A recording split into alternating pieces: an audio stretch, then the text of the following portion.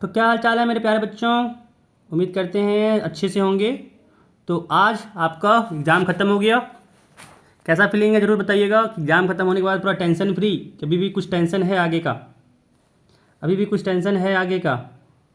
चलिए देखिए, आज आप लोगों का सामाजिक विज्ञान का पेपर रहा। पता नहीं क्या सोच के पेपर बनाया था, ये मुझे भी नहीं पता, क्योंकि 1 से लेके 20 तक का क्वेश्चन ऐसा रहा कि जिसमें आप लोगों को गाइड में भी आंसर नहीं मिला होगा। ढूंढेंगे तो गाइड में भी आंसर नहीं मिला होगा, वैसा क्वेश्चन था। ठीक है, फिर 20 से 40 तक थोड़ा सा अच्छा क्वेश्चन था।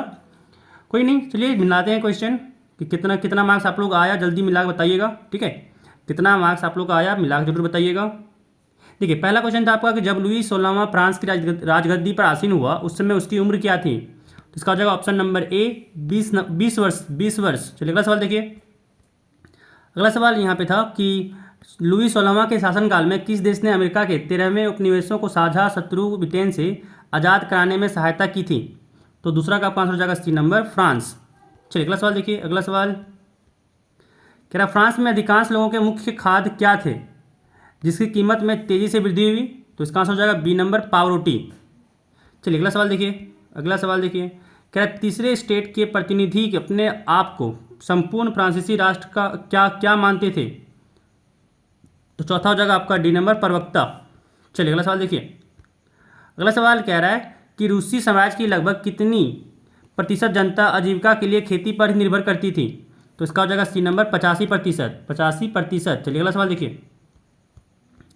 अगला सवाल यहाँ पे कह रहा है कि निम्न में से कौन जर्मनी को दुनिया का सबसे ताकतवर देश बनाने का कृत निश्चय था। इसका आंसर हो जाएगा ऑप्शन नंबर ए हिटलर। चलिए अगला सवाल देखिए। अगला सवाल यहाँ पे था कि 1929 से 1932 तक अमेरिकी अर्थव्यवस्था में आई मंदी के कारण अमेरिका देश पर क्या प्रभाव पड़ा। राष्ट्रीय आय केवल आधी रह गई, फैक्ट्रियां बंद हो गई, निर्यात गिरता जा रहा था। तो 7 का हो जाएगा आपका ऑप्शन डी सभी, इनमें से सभी। ऑप्शन डी आपका था इनमें से सभी। चलिए अगला सवाल देखिए। अगला सवाल कह रहा फ्रांस के राष्ट्रगान मार्सिले के रचयिता निम्न में से कौन है। तो इसका आंसर हो जाएगा बी नंबर रॉजेट दी लाइल। चलिए अगला सवाल देखिए। अगला सवाल कह रहा है निम्न में से किसके विचारों को मानने वाले समाजवादियों ने 1898 में Russian Social Democratic Workers Party का गठन किया था। इसका हो जाएगा option number A Karl Marx. चलिए अगला सवाल देखिए। अगला सवाल यहाँ पे कह रहा है 1905 में औपनिवेशिक सरकार के किस प्रस्ताव से बस्तर के लोग बहुत परेशान हो गए।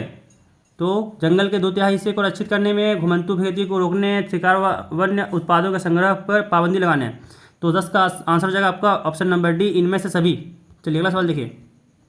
अगला सवाल कह रहा है कि मध्य उच्च भूमि के नाम से जाना जाने वाला नर्मदा नदी के उत्तर में प्रायद्वीपीय पठार का भाग किस पठार की ज़्यादातर भागों पर फैला है। तो इसका आंसर हो जाएगा आपका मालवा का पठार। मालवा का पठार। चलिए अगला सवाल देखिए। अगला सवाल यहाँ पे कह रहा है सन 1869 में किस नहर के खुलने से भारत व यूरोप के बीच की दूरी कम हो गई। तो इसका आंसर हो जाएगा 12 का हो जाएगा आंसर आपका सी नंबर स्वेज नहर। स्वेज नहर। चलिए अगला सवाल देखिए। अगला सवाल देखिए, कह रहा नर्मदा नदी के दक्षिण में स्थित दक्षिण का पठार किस प्रकार का भूभाग है। तो इसका आंसर हो जाएगा आपका ए नंबर त्रिभुजाकार। त्रिभुजाकार। चलिए अगला सवाल देखिए। अगला सवाल कह रहा है कि गारो, खासी व जयंतिया ये तीनों पहाड़ियों के नाम हैं जो भारत के किस राज्य में स्थित हैं। तो इसका आंसर हो जाएगा आपका option number D Meghalaya. Option number D Meghalaya. अगला सवाल देखिए। अगला सवाल कह रहा है हिमालय की नदियां अपने मार्ग के किस भाग में तीव्र अपरदन क्रिया करती हैं। तो इसका आंसर हो जाएगा आपका ऑप्शन नंबर बी ऊपरी भाग। ऊपरी भाग। बताना चाहेंगे कि अगर अभी तक आप लोगों ने अभी तक सब्सक्राइब नहीं किया हमारे चैनल को, सब्सक्राइब कर लीजिए और साथ ही साथ वीडियो को लाइक कर दीजिए। चलिए अगला सवाल देखिए। कह रहा तापमान, वायुमंडलीय दाब, पवन, आर्द्रता तथा वर्षण यह प्रमुख रूप से किसके तत्व माने जाते हैं। 16 का हो जाएगा आपका ऑप्शन नंबर सी मौसम और जलवायु के। चलिए अगला सवाल देखिए। अगला सवाल यहाँ पे था कि ग्रीष्म ऋतु के अंत में कर्नाटक एवं केरल में अक्सर होने वाली वर्षा को क्या कहा जाता है। तो इसका हो जाएगा आपका ए नंबर पूर्व मानसूनी वर्षा।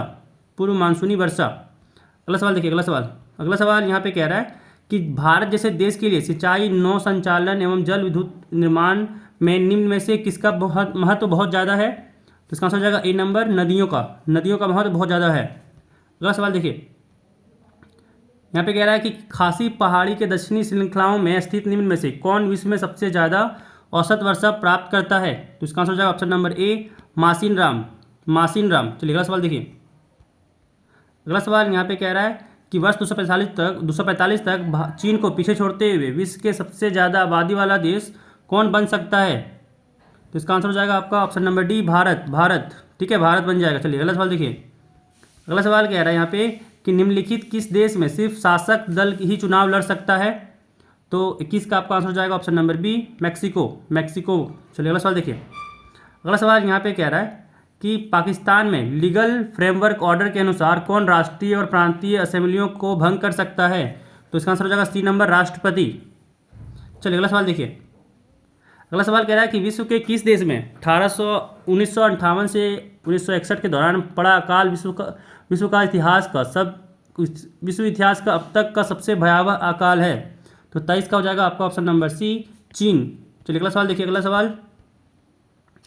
सवाल कह रहा है कि किस प्रकार की व्यवस्था सभी नागरिकों की सक्रिय भागीदारी पर ही निर्भर करती है? तो इसका आंसर हो जाएगा 24 का आपका आंसर हो जाएगा ऑप्शन नंबर ए, लोकतांत्रिक। चलिए अगला सवाल देखिए। अगला सवाल यहाँ पे कह रहा है कि निम्न में से कौन सरकार के अधिकारों की सीमा तय करता है और हमें बताता है कि नागरिकों के क्या अधिकार हैं? तो 25 का आंसर हो जाएगा आपको ऑप्शन नंबर डी, संविधान। चलिए अगला सवाल देखिए। कह रहा है भारत के संविधान की आत्मा किसे कहा गया है?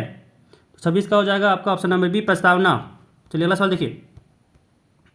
अगला सवाल यहाँ पे लोकतंत्र में प्रत्येक नागरिक को कौन सा अधिकार प्राप्त है? तो 27 का हो जाएगा ऑप्शन नंबर डी, इनमें से सभी। इनमें से सभी। इनमें से सभी। चलिए अगला सवाल देखिए। अगला सवाल देखिए, कह रहा है निम्न में से कौन संविधान सभा के सदस्य नहीं थे?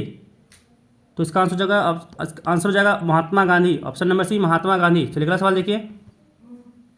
कह रहा है भारत में निर्वाचित प्रतिनिधियों की राष्ट्रीय सभा को क्या कहा जाता है? तो 29 का हो जाएगा ऑप्शन नंबर ए, संसद। चलिए अगला सवाल देखिए।